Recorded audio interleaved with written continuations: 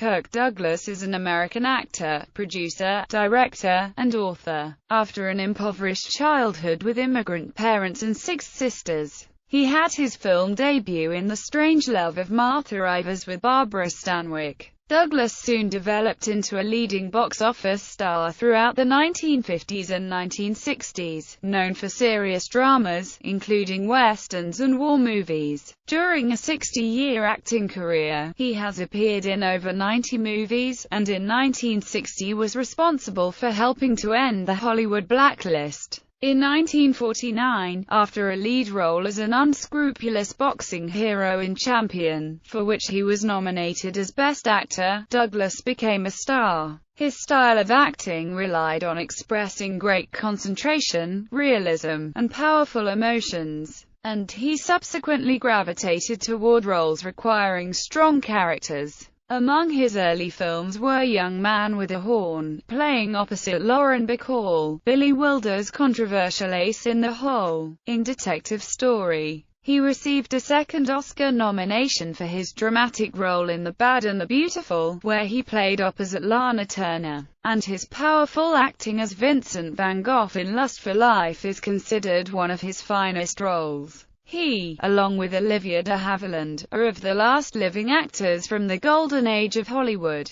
In 1955, he established Bryna Productions, which began producing films as varied as Paths of Glory and Spartacus. In those 2 films, he starred and collaborated with then relatively unknown director, Stanley Kubrick. He produced and starred in Lonely Are the Brave, considered a cult classic, and 7 Days in May, opposite Burt Lancaster, with whom he made 7 films. In 1963, he starred in the Broadway play One Flew Over the Cuckoo's Nest, a story he purchased, which he later gave to his son Michael Douglas, who turned it into an Oscar-winning film. As an actor and philanthropist, Douglas has received 3 Academy Award nominations, an Oscar for Lifetime Achievement, and the Medal of Freedom. As an author, he has written 10 novels and memoirs. Currently, he is No. 17 on the American Film Institute's list of the greatest male screen legends of classic Hollywood cinema, and the highest-ranked living person on the list. After barely surviving a helicopter crash in 1991 and then suffering a stroke in 1996, he has focused on renewing his spiritual and religious life. He lives with producer Ann Bidens, his wife of over 60 years. Early life and education. Douglas was born Ishor Danielovich in Amsterdam, New York, the son of Bryna, Bertha, and Herschel, Harry, Danielovich, a businessman. His parents were Jewish immigrants from Tavassi, Mogilev region, in the Russian Empire, and the family spoke Yiddish at home. His father's brother, who emigrated earlier, used the surname Dembski, which Douglas family adopted in the United States. Douglas grew up as Izzy Dembski and legally changed his name to Kirk Douglas before entering the United States Navy during World War II. In his 1988 autobiography, The Ragman's Son, Douglas notes the hardships that he, along with 6 sisters and his parents, endured during their early years in New York. My father, who had been a horse trader in Russia, got himself a horse and a small wagon, and became a ragman, buying old rags, pieces of metal, and junk for pennies, nickels, and dimes.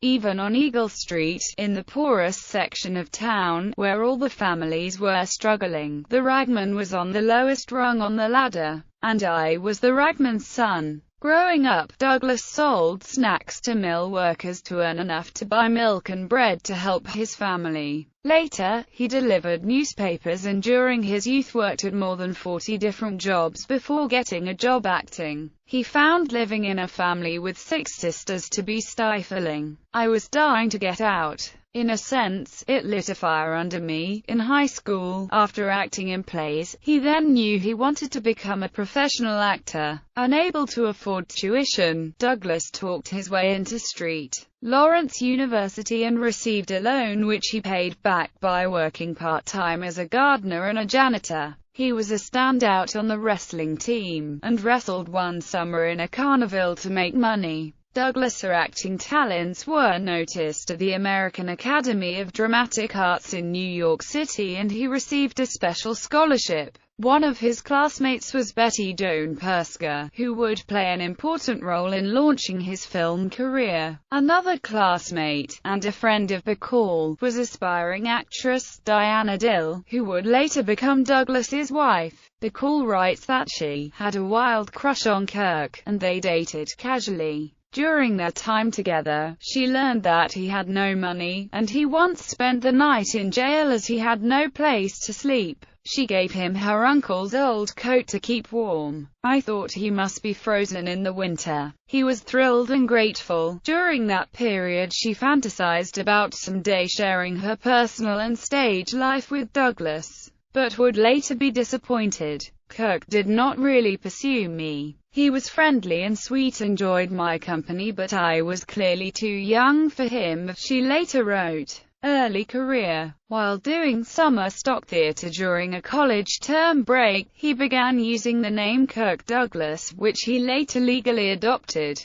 He earned his first money as an actor that summer. Upon graduating from drama school, Douglas made his Broadway debut as a singing telegraph boy in Spring Again. In 1941, he enlisted in the United States Navy, shortly after the United States entered World War II, and was medically discharged for war injuries in 1944. He married Diana Dill on November 2, 1943. They had two sons, Michael in 1944 and Joel in 1947, before they divorced in 1951. After the war, Douglas returned to New York City and found work in radio, theater and commercials. In his radio work, he acted in a number of network soap operas, and sees those experiences as being especially valuable, as skill in using one's voice is important for aspiring actors, and regrets that the same avenues are no longer open to them. His stage break occurred in Kiss and Tell, which led to other roles. Douglas had planned to remain a stage actor, until his friend, Lauren Bacall, helped him get his first film role by recommending him to director Hal Wallis, who was looking for a new male talent.